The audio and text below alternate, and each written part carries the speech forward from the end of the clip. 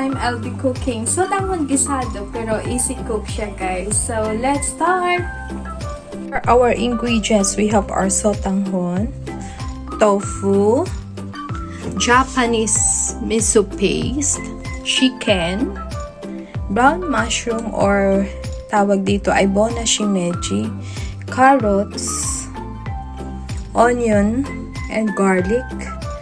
And then, may nabibili kasi dito guys na mixed na siya. So, pwede siya sa ating, kasi easy cook ang ating sotanghon guisado. So, ito guys, mixed na siya. May pechay, may onion, may grated carrots na siya. Basta masarap siya guys. So, pakita ko sa inyo mamaya. Kaya easy cook sotanghon guisado kasi andyan na lahat. And then, gagamit tayo ng, instead mamaya ng garlic natin, naisipan ko na ito na lang yung ating garlic powder para hindi natin malasahan sa ating sotanghon guisado. And then, may soy sauce tayo na gagamitin. Credit to Aryan Oinoma kasi nakita ko to sa vlog niya na masarap to kaya trinay ko siya. So, dali tayo gumagamit ng ating mga food enhancer. Trinay ko siya guys at saka masarap na. So guys, please connect also to Aryan Oinoma. Isa siya sa vlogger ngayon na ang kanyang vlog ay for charity. Kaya please connect to Aryan Oinoma. And then, ang dati ko talaga ginagamit ay ito lang yung alam ko. Kikuman. So dagdagan din natin siya mamaya para sa ating kulay kasi mas matingkad ang kanyang kulay. So guys, let's start! So guys, habang nagsaslice tayo ng ating mga ingredients, magpapakulo tayo ng ating water. And then, ito mamaya ilalagay ko ang ating sotanghon para mabilis na lang siya igisa mamaya sa ating mga pansahog. And then, lalagyan natin siya ng konting toyo and black pepper. Kasi ito na ating pinakulo na water. Kung pagkulo niya guys, ilagay na natin ang ating sotanghon o kahit hindi siya kulong-kulo, pwede na. And then, may toyo siya and ilagyan natin siya ng konting toyo para mamaya malasa ng ating sotanghon. And then, may black pepper siya. Then guys, bago natin ilagay yung ating sotanghon ay lagyan natin siya ng konting olive oil para hindi magdikit-dikit ang ating sotanghon. Now guys, ito na pinakuluan natin na sotanghon. So, mamaya incorporate na lang natin siya pag nagisa tayo ng ating mga ingredients. That's how easy this is, guys. Now guys, i-drain natin ang ating sotanghon. Yan. Ilagyan natin siya guys ng konting olive oil para hindi siya magdikit-dikit. And then, nyo guys ang aking strainer ay mayroon sa ilalim. So, ang sabaw nito guys ay ipakulo ko sa ating chicken. So, guys, ito ng ating chicken. Nilagay ko siya dito para pakuluan natin siya saglit sa pinakuluan natin na ating sotanghon. And then, para pag nagisa tayo ay mabilis lang din luto na rin siya. Pakuluan natin muna siya. So, guys, habang nagpapakulo tayo ng ating chicken sa ating salad master ulit para pabilis siya guys lumambot. Ayan na siya, malap na. And then, magigisa tayo ng ating other ingredients sa ating separate pan. Tapos ilagay na rin natin dyan ang ating chicken. So, mabilis lang talaga guys, mga 10 minutes may sotanghon guisado na tayo. Now guys, unahin natin ang ating onion.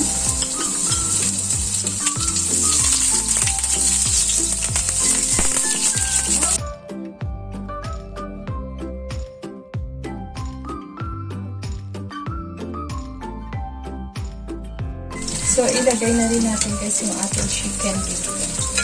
Kasi siya lang naman din yung medyo matagal pag ilagay natin sa ating alalaki ka lang yung slice. Hindi ko na siya slice ulit. Kasi nabili ko siya guys, naka-slice na rin siya. So, yan ang ating chicken.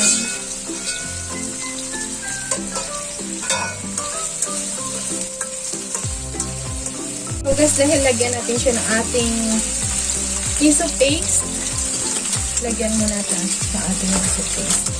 Kakaiba to guys. Pero okay naman kahit wala kayong ano. Ako kasi inano ko lang to, shinare ko lang sa inyo kung paano. Ang pinasarap na Sotanghon Guisado. Easy cook na may Japanese miso. Para lalo siyang maging malasa guys. Kasi yung natikman kasi ako dito na ano, Sotanghon Guisado na may ano siya ng ano ng miso.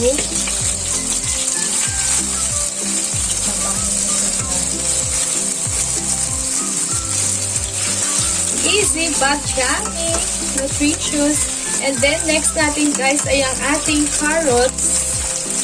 Kasi luto na rin yung ating chicken na ano na natin siya, napakuluan natin siya, na pre-cook na natin siya bago pa natin i-gisa. And then ang ating bonashimeji na mushroom.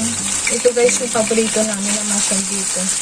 Napaka-nutritious. Simple na gulay pero nutritious. At saka mura lang yun dito kasi guys sa Japan ito yung mura dito. Lalo na pag season niya. Diyan naman sa atin sa Philippines napakamahal niya. And so, naglalagay tayo guys yung pinakita ko sa inyo kanina na ito. Mix na siya na dried na ano, na vegetables. Kaya easy. Pero pag dyan guys, pwede kayo gumamit na lang ng cabbage or pichay. Saka carrots. So, ito kasi pakita ko lang sa inyo. Kaya, mabilis lang akong magluto. Mga 10 minutes luto na kasi naka-ready na rin. Saka, malasa na siya, guys. Kasi wala tayong ilagay ng mga food enhancer. Saka, hindi rin ako naglalagay kasi ng water. Kasi, naluto na natin ang ating. Ayan na, guys. May gulay na tayo. May dala na rin siyang seaweeds. May seaweeds na yun siya. Lalaki siya mamaya. At saka may spring onion din siya guys, kaya mabango. So, takpan natin siya saglit. Before natin siya guys i-cover, ilagay na natin ang ating toyo or ang ating soy sauce. Ito guys yung pinakita ko kanina. Nasabi ko nakita ko sa vlog ni Miss Aryan Ainoma.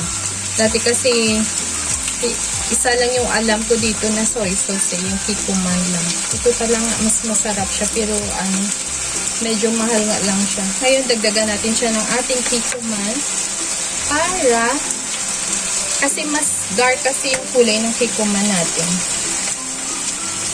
Okay. Sarap pa. Yes! And then konting salt na lang mamaya guys. Kasi yung ating sotanghon ay may ano na rin kanina, may soy sauce na rin siya kanina. So, i-cover muna natin siya.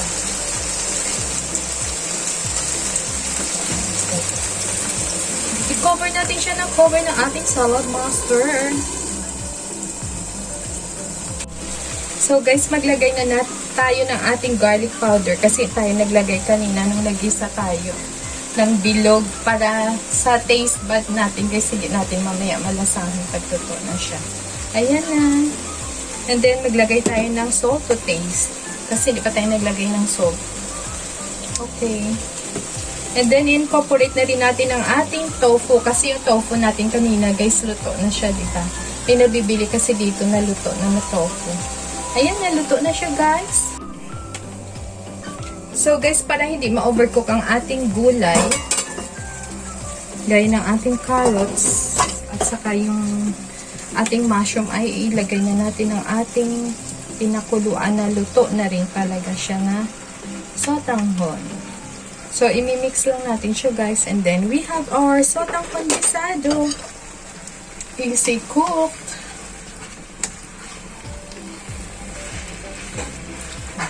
Diba guys, hindi siya nagdikit kasi nilagyan natin siya kanina ng water, ng olive oil. Ng olive oil, yung pinakuluan natin siya.